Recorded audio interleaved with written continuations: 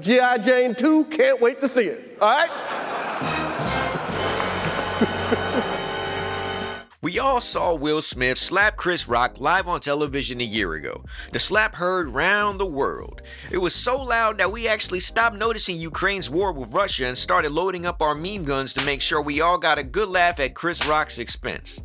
It was so crazy that it almost felt orchestrated until Will Smith started cursing off stage. We all know Will is a clean rapper, so hearing him drop an F-bomb live was like watching Mr. Rogers cuss out the Paperboy and punch out a guest on his show. Now that's when it felt out of character. If he would have sat down and said nothing, we would have rolled with it and gave Chris an honorary Oscar for selling that performance we didn't even know was actually real shock and embarrassment. Now a year later, Chris decides to get Netflix and crew to start live streaming so he can get another shot on live TV to redeem himself and punch back with some haymakers. I think this new live stream format, by the way, had Chris on his A game. Knowing he can mess up and can't edit it out made him have an intense sense of focus, and every joke he put up was knocked out of the park. People came to see his Diane Sawyer interview about his traumatic experience because he skipped all the interviews and kept it from us. How did Rock feel after being slapped on stage while hosting the Oscars? I'm sure we can piece together that it wasn't as fun as dating a 25-year-old. But what they got instead of an hour about how I felt after Will slapped me was a great comedy special, even if you take out the Will Smith segment altogether. He went as hard as Dave Chappelle went at the trans topic on his stance on abortion. This can be offensive if you think he's really being literal, but it's so exaggerated that you would have to be an idiot or Drax from Guardians of the Galaxy to really think he likes paying for abortions because after the 5, he gets a free smoothie. Rock also has a whole segment about his spoiled daughter and what he would do to humble her after she got drunk and partied and was up for being expelled from the expensive, prestigious school she attended. In fact, he lets the cat out of the bag on live TV about what he did that he didn't even tell his ex-wife or lawyer behind the scenes to make sure he did his daughter dirty. It was great, because the outcome was a beautiful story about how to raise your kid to be a good person.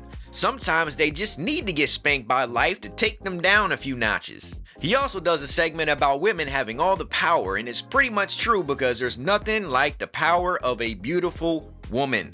Look at what happened to Adam. Obeyed God at every turn. Named all the animals, worked in the garden, probably shoveled animal dung with a smile on his face for months. His loyalty was bigger than Tony Yayo's is to 50 Cent. He was G-Unit all day. Now God makes him a woman so he can have a mate and tells the man, yo, you can do anything you want except eat fruit from that certain tree. Well, guess what? That woman, for some reason, decides to migrate to that side of the garden and bumps into Satan dressed in a Halloween costume and offers her power she doesn't yet possess. Oh, and by the way, Adam was there too. Clearly, Adam was captivated by her beauty because he was too busy admiring Eve's butt to realize this random dude in the garden was telling his girlfriend to buy AppleCare insurance and didn't even own a laptop. Nah, he didn't step in and say, get out of here, you snake. I see what you're trying to do here, man. He didn't grab her hand and get her out of Dodge. No, he let it happen and took a backseat as the leader of the household instead of being the man he was supposed to be. Instead, he sat there and let his chick get talked into doing the one thing forbidden by God, and it cost him everything. Then he decided to blame her after the fact, but if she was ugly, we'd still be chilling with God in the garden today. Hence, beauty is power. Now, of course, when Chris got to the Will and Jada roasting, the gloves were off. He brought up the entanglement, the interview about the entanglement, the slap, and why he reacted the way he did. Now, I don't want to ruin the jokes by telling them here. You should go watch it, but you can tell he's been holding this inside forever and finally got to get it off his chest.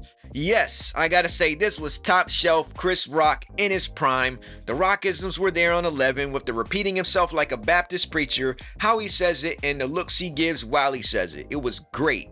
I'm sure he can sleep easy tonight after having everything go down almost flawlessly.